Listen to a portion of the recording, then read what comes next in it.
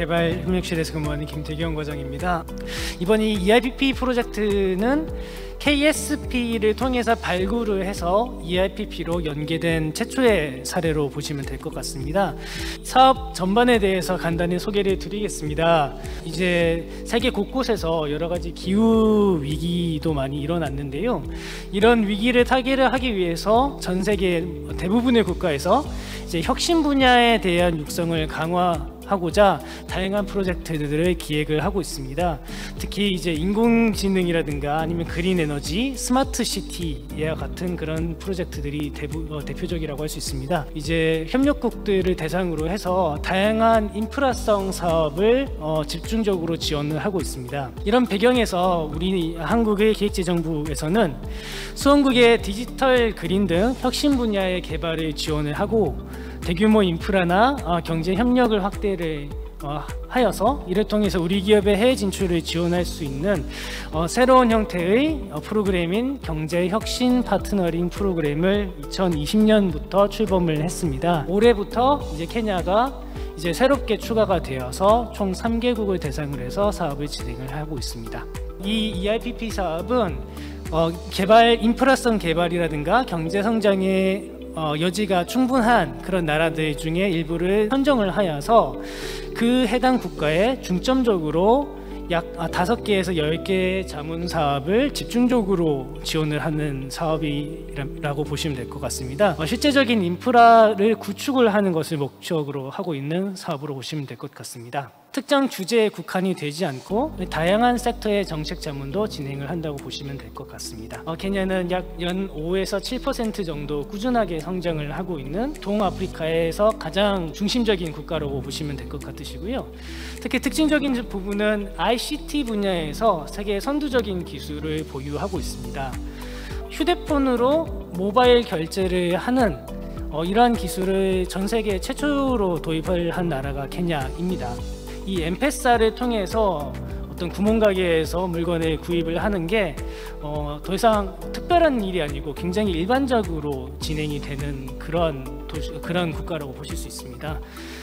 ICT 분야는 앞으로 2022년까지는 91억 달러까지 또 성장을 할 것으로 전망이 되는 굉장히 IT 선도적인 국가다라고 보시면 될 것 같습니다. 1963년에 영국으로부터 독립을 했는데요. 그 이후 꾸준하게 안정적인 민주주의 체제를 구축을 하고 있습니다. 그리고 이제 비전 2030이라는 국가적인 아젠다를 통해서 케냐의 산업화, 특히 이제 실리콘의 사바나라는 그러한 캐치프레이즈로 해서 IT 혁신을 추진을 하고 있는 국가입니다. 다양한 민간 협력 IPP 사업이 진행 중에 있습니다. 뿐만 아니라 이제 대부분의 아프리카 국가들이 이제 참여를 할 이제 AFCFTA 가 올해 1월에 드디어 선언이 되었기 때문에 이제 케냐를 통해서 약 12억의 소비 인구에 진출할 수 있는 교두보의 역할도 할 수 있다라는 부분도 함께 봐주시면 감사하겠습니다. 케냐 나이로비 같은 경우에는 약 70만 명의 인구를 수용을 하기 위해서 그 디자인이 됐었던 도시라고 합니다. 근데 현재는 그보다 한 약 10배가 넘는 그런 인구가 많이 과밀화되다 보니까 여러 가지 각종 사회적 문제가 야기되고 있습니다. 동아프리카의 물류에 있어서도 굉장히 중요한 곳이다라고 보실 수 있으시고요. 이번 이 콘자 프로젝트는 이제 앞으로 구상이 될 도시가 아니라 실제적으로 그 인프라가 어느 정도 다 개발이 된 상황의 프로젝트로 보시면 될 것 같습니다. 케냐는 여러 가지 정치적인 중요성을 감안을 해서 양국 간의 산업 무역 투자 MOU가 체결이 된 바 있습니다. 이제 한국이 정상 레벨 간의 어떤 무역 투자에 대한 기본 이제 인프라가 구축이 되었다고 보시면 될 것 같으시고요. 저희 현장에 있는 저희 무역관이나 아니면 수출입은행 그리고 대사관에서는 협력국가 어떤 방향으로 해서 이런 무역과 산업 분야의 어떤 진흥을 할 수 있을까라는 부분에 대해서 굉장히 고민을 많이 했습니다. 케냐는 내수 중심의 농업국으로 보시면 됩니다. 그럼 이런 내수 농업국을 어떻게 하면 디지털 전환을 할 수 있을까라는 게 가장 큰 화두였습니다. 케냐만의 독특한 문화나 자연도 충분히 생산 요소가 될 수 있지 않느냐라는 그런 생각을 해봤습니다. 블랙팬서가 가장 그런 대표적인 사례로 보실 수 있겠죠. 이제 한국의 어떤 영화 산업을 만들 수 있는 그런 경쟁력과 아프리카의 컨텐츠가 합쳐진다면 굉장히 좋은 시너지 효과가 날 수 있을까 아닐까라는 것이 이 사업의 가장 핵심되는 컨셉입니다. 그래서 이제 KSP 사업을 실제 실행을 이제 해봤는데 케냐 이제 콘자청에서는 굉장히 적극적으로 호응을 해줘서 약 60만 평의 부지를 이제 확보를 하게 되었습니다. 그래서 수은에서는 저희 KSP 사업의 결과를 받아들여서 실제적으로 타당성을 검토하기 위한 FS를 현재 진행 중에 있습니다. 이를 통해서 본 사업으로 이 KSP가 연결이 되는 부분에 대해서 기대를 할 수가 있습니다. 그리고 그런 과정에 있어서 지금 말하는 부분은 주로 이제 하드웨어적인 측면이었다면 이제 그 안에 디지털 미디어에 대한 컨텐츠 부분에 대한 KSP도 함께 수행을 했습니다. 저희 코트라에서는 컨텐츠, 즉 이제 케냐의 디지털 산업, 예를 들어서 영화나 게임이나 애니메이션 등의 현재 상황은 어떻게 되어 있고 한국 기업들은 어떻게 진출을 할 수 있을까라는 부분에 대해서 확장 프로젝트를 진행을 했습니다. 케냐의 ICT부 차관께서는 콘자를 스마트 시티화하는 부분에 대해서 저희 코트라한테 이제 미션을 주게 되었습니다. 통합 관제라든가 스마트 모빌리티를 등을 활용한 이제 도시 관리에 대한 측면을 이제 저희 이제 EIPP로 추가적으로 수행을 하게 됐습니다.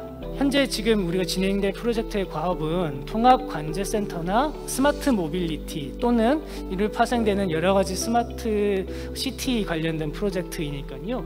이런 분야에 관심을 가지고 계시는 우리 기업들께서는 이번 사업에 관심을 더욱더 가져주셨으면 하는 바람이 있고요. 그런 KSP를 진행되는 결과 이제 우리 한국의 연구진이라든가 여러 기업들의 설문조사를 했었을 때 여러 가지 분야에서 협업을 할 수 있겠구나라는 그런 수요도 많이 감지가 되었습니다. 아프리카의 최초로 진행되는 한국형 스마트 시티 프로젝트입니다. 다양한 기관에서 협력을 해서 지금까지 프로젝트를 이끌고 왔습니다.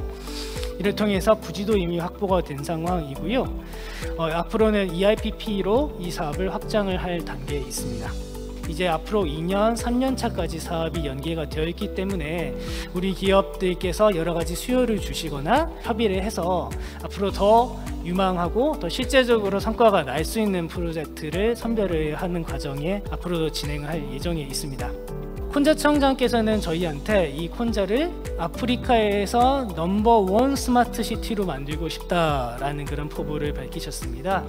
뿐만 아니라 이렇게 지어지는 이제 스마트 시티가 완성이 될 경우에 이제 SDG의 목표 달성에도 기여할 뿐 아니라 우리나라와 케냐 양국 간의 경제 협력의 기반이 강화가 될 수 있습니다. 콘자라는 부지 안에는 기존에 지금 수은에서 진행 중이신 카이스트 이전 사업도 현재 진행 중에 있습니다. 통합 관제센터, 그리고 스마트 모빌리티, 스마트 에너지라든가 스마트 도시 행정 등 이런 사업들이 모두 다 진행이 될 경우에 명실상부하게 이제 아프리카에 정말 한국형 시티가 건립이 되는구나라고 보실 수 있으십니다.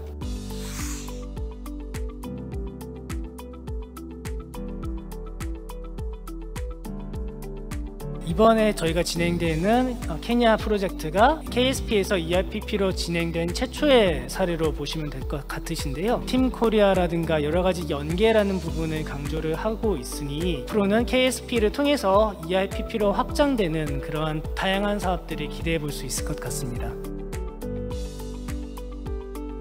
기본적으로는 그 PT를 과정에서 대부분 설명을 드린 것 같습니다. 그래서 그동안에 진행됐던 히스토리를 오늘 중점적으로 설명을 드렸고, 저희가 하는 과업의 핵심은 스마트 시티화하기 위한 마스터 플랜을 만드는 부분, 그리고 해당 마스터 플랜을 만들고 난 이후에는 실제 수행을 할 수 있는 앵커 가장 핵심되는 시설인 통합관제센터, 어떻게 보면 사람으로 비유하자면 뇌의 역할을 하는 부분이고, 스마트 모빌리티, 사람으로 비유하자면 손과 발의 기능을 하는 그런 시설들이 될 것 같은데요.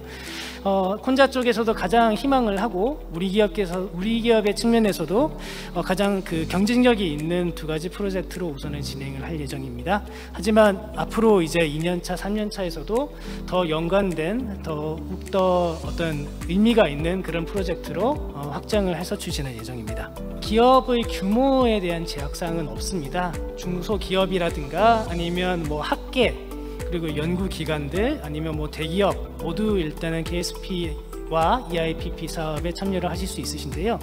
하지만 이제 그런 규모라기보다는 우리 기업께서 얼마나 이 해당 프로젝트에 이제 전문성이 있으시고 해당 지역에 대한 어떤 노하우가 있으신지가 가장 좀 중요한 부분이 될 것 같습니다. 그 EIPP에 입찰에 참여하시는 부분 이외에도 아까 말씀드린 것처럼 여러 가지 디지털 산업에 대한 우리 기업의 진출 수요도 있기 때문에 이런 부분도 좀 더 장기적으로 기업들께서 관심을 가져주셨으면 좋겠습니다.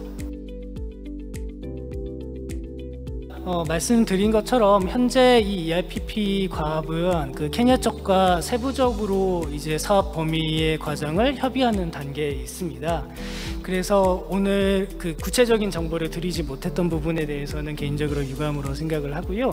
하지만 이제 실제 이 사업에 대해서 입찰 공고가 날 예정에 있습니다. 그래서 입찰 공고문은 저희 이제 나라장터라든가 이제 기타 관련된 사이트에 저희가 등재를 할 예정이니까 모두들 이제 무차별하게 이제 오픈돼서 정보를 받으실 수 있으십니다.